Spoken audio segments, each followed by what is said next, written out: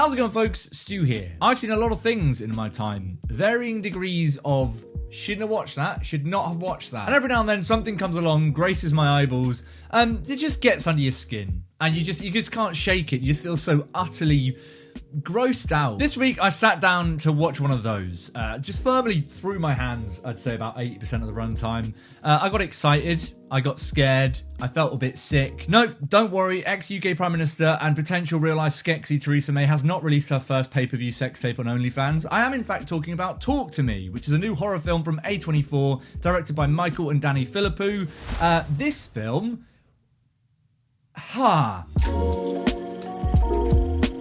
So, Talk to Me is a new horror film from the Philippou twins, who you may know under the name of Raka Raka over on YouTube way back when. I think they still do make stuff. Let me be the first person to say it's nuts that they have a big feature horror film out and that A24 picked it up and that it's this film and it's doing this. This is all kind of crazy and surreal. I got very excited. It quickly got its way to the top of my list of anticipated films of the year, and I'm happy to say that this thing is every bit as amazing as everyone has been saying. This is a true modern horror gem.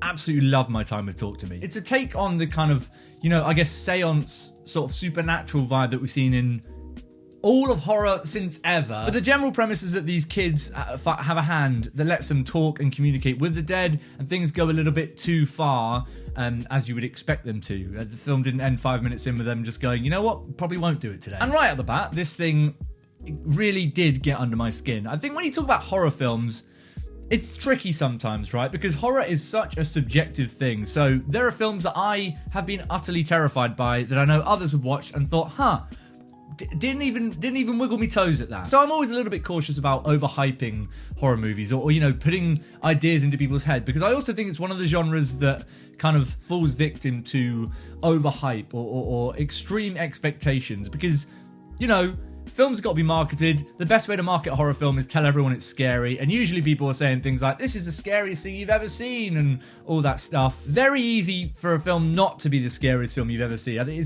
there's a high bar. I think we forget how high a bar that is to hit in a lot of films. All of that to say, I guess, in a very roundabout way, that no one really knows what's going to scare you more than you, right? All I can say is that this thing absolutely shook me up. I think what the Philippou twins here have created is a very visceral, kind of nuts, grim, almost sort of feral little horror film, which shouldn't come as a surprise if you've seen any of their YouTube work under the name of Raka Raka. The thing that always stood out about those videos that they made, all the Ronald McDonald stuff, is just this kind of very immediate energy to them. It's absolute chaos, and that makes for an incredibly entertaining watch in their short form YouTube videos, but it translates really, really well to the big screen in their first feature here. I love a good horror film, and I think great horror directors often understand that there's a very fine line between being terrified and sort of nervously giggling and finding things funny, and this is a film which rides that line really, really well. I don't mean to suggest that it's broadly a very funny film. There are moments of it, but I wouldn't say overall it is a comedy-infused horror film at all. This film is strictly very grim, but the moments of relief that do come in the film, that break up all of the carnage in here, feel very of the Philippou brothers. It feels very much like their personalities, surprise, surprise, but it fits really, really well with the very heightened horror stuff that's going on. And I think heightened is the way that I'd describe this. I was really happy with how hard the horror goes in this thing. I think there's a lot to be said about films which, play off of not seeing things for an audience and hold things back really tactically. That always works fantastically. The Philippou twins here understand that, but quickly know exactly what to show an audience. I guess that's the sort of thing which isn't going to really make sense until you've seen the film, but it's a film which doesn't shy away from being brutal and being very, very dark, and I think which kind of enjoys and revels in amping things up to 11. Again, exactly like you come to expect from the Raka Raka guys on YouTube originally. That translates in the film to lots of moments of really great sort of prolonged dread and tension, but all with fantastic payoffs. There's a lot of great prosthetic work in the film. I think it's a film which isn't afraid to show monsters. I'm a big prosthetics nut when it comes to horror, and I loved some of the prosthetics works on the demons and the ghosts in here. Everything looked and just felt real and disgusting and nasty, which is again one of the things which adds to this film's overall sense of just, I don't like this and I feel awful right now. I really felt like I was in one of those kind of adverts for horror films, where they put like hidden cameras in the audiences, and then like that first week when a film comes out, they're like, come and see the film, which is making these absolute fucking pussies leap around in the audience. I'm that dude, man. If there was a camera on me, you would be getting some primetime gold. I was throwing shapes. It was either a dance floor or a cinema screen. I don't know. Lots of, I don't want to look. I should look. I'm going to do that thing where I kind of like blur my eyes a bit. Another good barometer for horror films. How high up do people's hands come? I feel like there's like a threshold where you're like, as soon as you're past here, you've done a good job. You're making people scared. They might not cover their eyes eventually, but they were going there, you know? They were going there, and that's all that counts. It's a film filled with faces that I had not seen in things before. Sophie Wilde is the lead here. She's fantastic, and she really touches into everything you need a central character in a horror film to touch into effectively. It's a very crucial thing that might seem quite obvious, but how many horror films have you seen where you're just constantly aware that this person wouldn't do, like, why are you doing this? I don't believe you do it. You're only doing it because the person that wrote you decided you had to do this. Good horror films let you into the character's psyche and therefore make you understand why they're doing things that maybe some of us might not have done. Sophie Wilde's performance here is absolutely one of the strongest reasons why I truly believed why this character would be doing the things that she's doing, or why she sits where she does within the relationships of all the characters in the film. But I was also really impressed by Joe Bird, who plays a younger brother in the film, Riley. It's kind of like sets up as this kind of younger brother character that we've seen in loads of horror films before this. But as the film goes on, he actually is doing a lot more interesting stuff than I expected from a performer of his age in a character like that in a horror film. So I have to give kudos to this guy.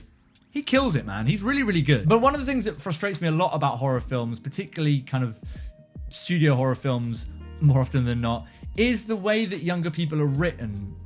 In a way that's just obviously just that is not how these people would act, and it often feels like there's a way to write young people sincerely, effectively, and relatably. There's also a way to write people of a certain age in just tired cliches. These are directors that thankfully understand, I guess, a very crucial part of this generation, or the generation that are being explored in this film, and that is just that like people want to do silly shit, and I really like the way that this film taps into the kind of herd mentality mindset of watching things and making content. Like the first time the seance happens in this film with the hand, everyone's phones are out. There's a lot of moments in the film which are kind of littered with cameras that are being watched in a way which doesn't feel like it's pointedly being like, look, all young people are filming things nowadays. We're all on our phones. It doesn't get eye-rolly and kind of preachy in that sense. It just understands that that is a motive for doing dumb shit. I understand why a group of friends would do what they're doing in this film. It feels incredibly current and like a certain generation of people would do. And I think it's that kind of use of a specific generational vibe to kind of expand and push into the horror genre territory that feels so revitalizing for the genre. And it does two things crucially with that. It uses it to mine a lot of very current and relevant themes and topics in regards to mental health and depression and suicide, but it also uses that to mine a very kind of playful rhythm to the film. Those things might sound like they are contradicting things, but I think horror does act, and is evidently acting, in the case of Talk to Me, as a great catalyst for all of that stuff. You can have fun with the way you're creating a film, with the way you're taking an audience through a certain horror narrative, whilst touching on some very real truths that are going to hit home for a lot of people in the audience. But I guess the main thing to take away is that yes, it scared the shit out of me, and yes, it was interesting and fun and refreshing enough to feel like a worthwhile trip to the cinema. So you should absolutely check out Talk to Me if you're even slightly interested by horror.